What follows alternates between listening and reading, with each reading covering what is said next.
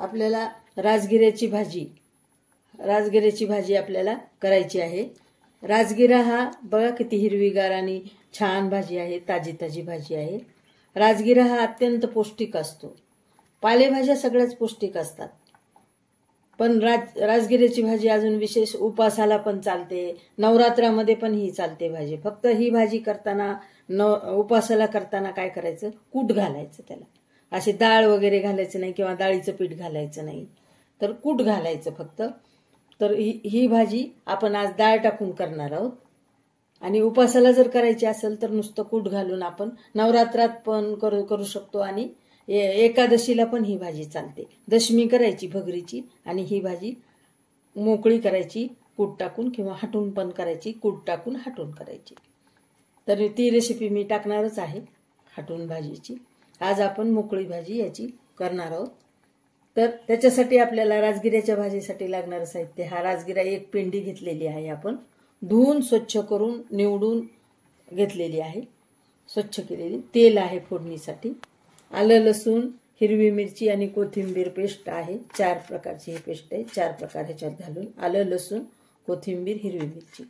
आणि हे आपण डाळ भिजवून घेतली, 1 तास मसुराची डाळ भिजवून घेतली आपण पाण्यामध्ये। हे कढीपत्ता आहे आणि मीठ घेतलेलं आहे, तिखट आहे, हळद आहे, जिरं आहे, फोडणीसाठी मोहरी आहे आणि हे खोबरं आणि शेंगदाण्याचं कूट घेतलेलं आहे आपण टाकायसाठी आणि कोथिंबीर आहे। तर पुढची रेसिपी आपण करू। कढई तापायला ठेवलेली आहे आणि तेल टाकलेले आहे कढईत। आता आपण नंतर मोहरी टाकणार आहे, थोडी मोहरी उडती आहे का बघूत आपण। तेल तापलेलंच नाही अजून, आपलं चांगलं तापू द्यायचं। आता आपलं तेल तापलेलं आहे, आपण मोहरी टाकून घेऊ राजगिऱ्याच्या भाजीला। आपल्याला राजगिऱ्याची भाजी मोकळी करायची आहे डाळ टाकून, तुम्हाला मी सांगितलेलंच आहे। आता याच्यामध्ये टाकू थोडे जिरे,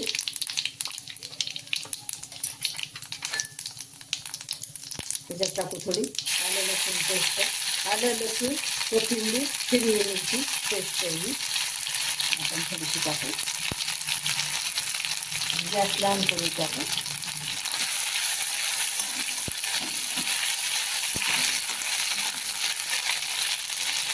आता आपण त्यामध्ये टाकणार आहोत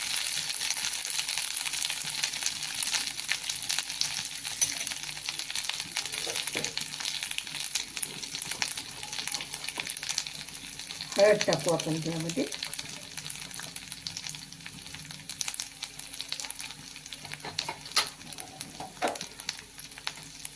आता टाकणार आहोत कढीपत्ता, आता थोडी कोथिंबीर, आपण थोडंसं छान परतून घेऊ। आता आपण याच्यामध्ये भाजी टाकून घेऊ राजगिऱ्याची, चिरून घेतलेली आहे आपण बारीक चांगली।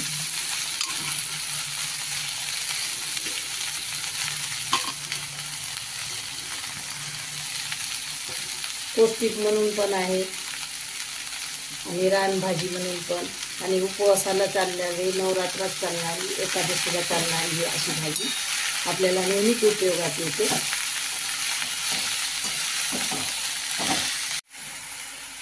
आपण एकसारखी ही परतून घेतलेली आहे, तुम्ही पाहू शकता। आपण याच्यामध्ये आता टाकू डाळ, आता ही आपण भिजत घातलेली डाळ यामध्ये टाकून देणार आहे।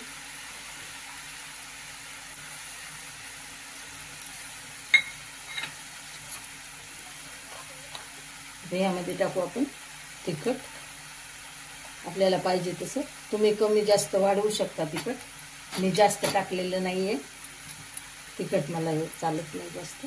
हे मीठ चवीपुरतं, आता आपण याला टाकू थोडी कूट टाकू थोडंसं। आता एकसारखं करून घेऊ आपण, मिसळून घेऊ। हा काय छान कलर दिसत आहे, तुम्ही पाहू शकता। फार सुंदर होती ही भाजी आणि झटपट होणारी भाजी बघा। परतायला 15 मिनिटं लागली आणि ह्याला आता ह्याच्यामध्ये वाफेमध्ये शिजायला 20 मिनिटं लागतात।